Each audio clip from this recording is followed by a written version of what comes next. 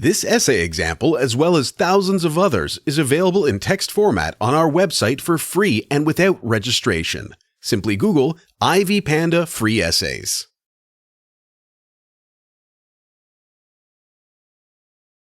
Introduction. The invention of the computer and the subsequent birth of the Internet has been seen as the most significant advances of the 20th century. Over the course of the past few decades, there has been a remarkable rise in the use of computers and the Internet. Szydlik asserts that the ability of computing technologies to traverse geographical and social barriers has resulted in the creation of a closer-knit global community. In addition to this, the unprecedentedly high adoption rate of the Internet has resulted in it being a necessity in the running of our day-to-day lives. However, there have been concerns due to the fact that these life-transforming technologies are disparately available to people in society. People in the high-income bracket have been seen to have higher access to computers and the Internet. This paper argues that the digital divide does exist and sets out to provide a better understanding of the causes of the same. Solutions to this problem are also addressed in this paper. What is the digital divide? The term divide is mainly used to refer to the economic gap that exists between the poor and more prosperous members of society. In relation to technology, the OECD defines the digital divide as the gap between individuals, households, businesses, and geographic areas at different socio-economic levels with regard both to their opportunities to access information and communication technologies, ICTs, and to their use of the Internet for a wide variety of activities. As such, the digital divide refers to the disparities in access to communication technology experienced by people. Causes of the digital divide.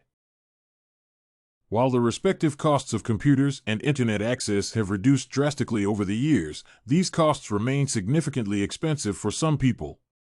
As a result of this, household income is still a large determinant of whether Internet access is available at home.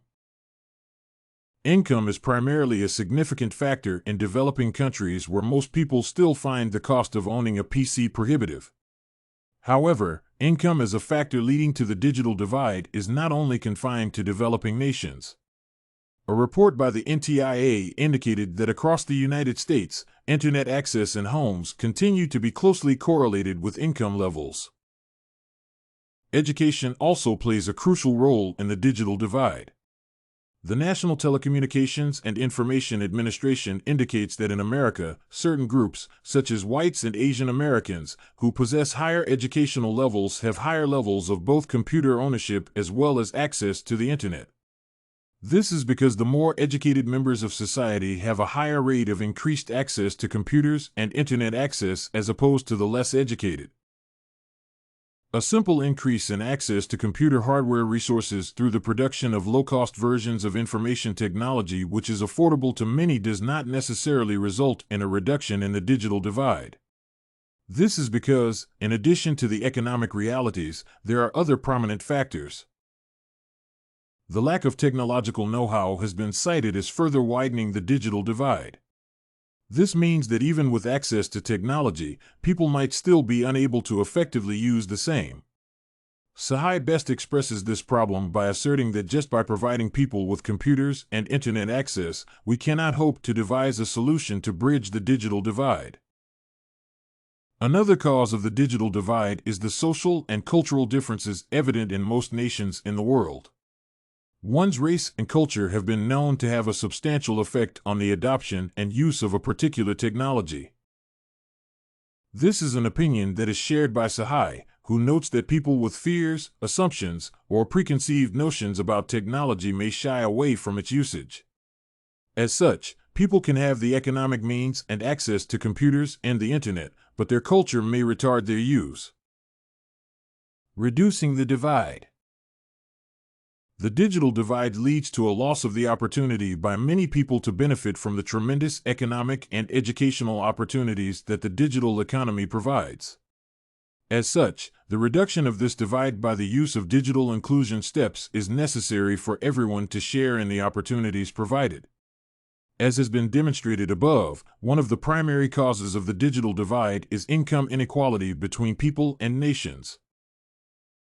Most developing countries have low income levels, and their population cannot afford computers. To help alleviate this, programs have been put in place to reduce the cost of computers or even offer them for free to developing countries. For example, a project by Quanta Computer Incorporated in 2007 set out to supply laptops to developing world children by having consumers in the United States buy 2 laptops and have one donated to Africa. Studies indicate that males are more likely than females in the comparable population to have internet access at home, mostly because women dismiss private computers and internet usage. The bridging of this gender divide will therefore lead to a reduction in the digital divide that exists. In recent years, there has been evidence that the gender divide is slowly closing up.